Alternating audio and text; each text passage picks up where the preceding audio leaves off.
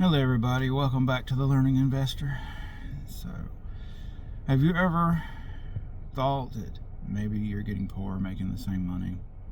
Do you notice prices of everything going up? Do you know what inflation is and how to fight it? Well, stay tuned for today. We're going to talk about the 3 different ways to fight inflation. Before we do though, we got to talk about what inflation is. What exactly is this monster that we have to face and deal with every day? So it's kind of hidden. When I was growing up, I didn't really know what inflation was. I didn't really have a clue. I just knew things cost a certain amount of money, and then the next year that they cost more money. I remember how much things used to cost when I was younger. I remember you could go to Sam's Club and get a Coke. It was a Sam's Club Coke, but still, you get one for 25 cents. You get a regular canned Coke for 35 cents. I remember when I could fill up the gas tank on my car for less than $20. I'd give the person $20 cash and get money back. I remember when if you made $40,000 a year, you had pretty good income. I remember when if you made $20,000 a year, you had pretty good income. That was middle class income. Now, if you make $40,000 a year, you kind of are struggling. Now, the price of everything has started going up just over time. I remember you used to go to a restaurant and you could get a drink at a restaurant, and it was 79 cents at the restaurant. And now they're like $3 or $3.50. I didn't buy mocha frappuccinos back then, but whenever I started buying mocha frappuccinos, I remember them costing $3 and $4. And now they're like $7. So, what causes all this? What in the world is going on with these prices? Why do they keep going up? Well, this is called inflation. What is inflation? So, inflation is whenever you add to something. It makes it bigger, it inflates it, like adding air to a tire or adding money to your bank account. It inflates your bank account. The issue is when you add to the whole, it makes each individual piece that you add a little less insignificant, a little less significant, a little less valuable, a little less impactful. So say for example, if you had $100 and that was all that you had in your bank account, that $100 would be extremely valuable to you. You'd want to hold on to it. You'd be very selective about how you spend it. If all you had was a $100 bill in your wallet, you wouldn't want to break it, because you know as soon as you break that $100 bill, it's pretty much gone. It goes quickly. But now suppose you had $100,000. A lot less money. A lot of $100 bills got put in that $100,000. How valuable is that one single $100 bill now?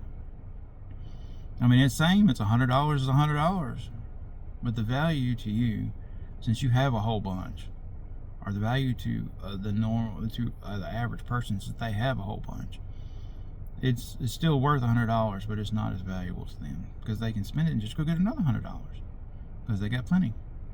Well, that's the same way it works in the economy with inflation, except it's with $1 or $100 or $1,000, whatever it is, because there's a lot of money that's being printed. Right now, we're going through what's called quantitative easing, and that means that they're printing more and more and more money. And every time somebody borrows money for a house or a car or a credit card or whatever, more money gets added to the supply, and the supply inflates. Well, as that happens, the value of each money, of each dollar, goes down. When the value goes down, it takes more of them to equal the same, to pay for the same thing that they paid for before, and prices go up. So for example, used to, $1, you could buy a whole 20-ounce Coke for $1. So $1 equaled 20 ounces of Coke. Now, $1 equals like a third, like 6 ounces of Coke. So the Coke, yeah, it might have gotten a little bit better over time, but the value of the dollar has gone down because there's been more and more in the supply. Think about a car, a vehicle. Used to, $10,000 or say $15,000 would buy you a whole car. Now, as if a whole car that was brand new is 15 grand. I remember that was 13 grand on sale, 15 grand regular price. Now, the average price for a car is well over $40,000. So 15 grand doesn't even buy you a whole car no more. I remember when $100,000 would buy a whole house. Now, the average price of housing is so high, $100,000 might buy you a piece of a house. So, how do you fight inflation? How do you keep up? How do you continue to have the same quality of life even though the prices keep going up? Well, let's look at 3 ways to do this. The first way is to reduce your expenses so you have more money left over at the end of the month instead of having more a month left over at the end of the money. And reducing your expenses can be anything from paying off any debts that you might have, do a debt snowball, or just pay it off. If you don't have a few debts, just pay that off, pay a little extra and get rid of it quickly. Or you can get rid of some of the services that you might have. So you got a gym membership from 3 years ago that you never used, so you probably need to get rid of that. Take that money and use it somewhere else. Or if you got a half a dozen streaming services and you only use one of them, well, get rid of the ones you're not paying for. So the reducing your expenses is a big deal. Another way you can do it is to increase your income, like your work income. Ask for a raise. They may say no, or they may say yes. I don't know. You don't know if you don't ask. Or you go get another job that has a better income, a better raise, make more money doing the same work. Or you can start a side gig or do some investing on the side. And so they say that usually the investor makes the highest percentage of income and pays the lowest percentage of taxes. So you'd have to do your research for that. So, by the way, all this stuff is not financial advice. This is just education, just things that I picked up and learned along the way. I'm still learning, so you might want to go check it out and do some research and figure out what you want to do before you make a decision. So what am I doing? Well, my strategies, I adjust my strategies all the time because things change. I learn new things. But right now, what I'm doing is I'm getting rid of our debt. We've got some debt that we've accumulated over the years, just like everybody else. And so the goal is to get rid of it as soon as possible, as quickly as possible. That reduces our expenses.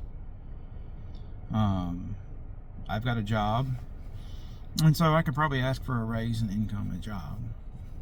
But what I'm doing now also is investing, starting a side gig. I'm investing in the market and see what kind of returns I can get off the investment. See if I can get more back than what I put in, or have a consistent cash flow from what I invest. And then my little side gig, I'm thinking of starting this YouTube channel. I'm doing a little side gig there. I may have a few other little things I'll probably end up doing as a little side gig to earn extra income. The goal is to earn more each year than I earned the year before using the same amount of time, because I only have a very limited amount of time, and I imagine you do too. You only have so many hours per day, and so if you could get more each day, or more each week, more each month, then that would make a huge difference. And so that's the goal, is to grow the side income, to compete and to fight inflation, while reducing our debt and possibly making more at our job. So, anyways, let me know what you got going on, and maybe we can share some ideas. And so, if you like what I say here, or you like what we go over here, then subscribe and hit that notification bell. It'll send you some more videos. Thanks. Talk to y'all next time.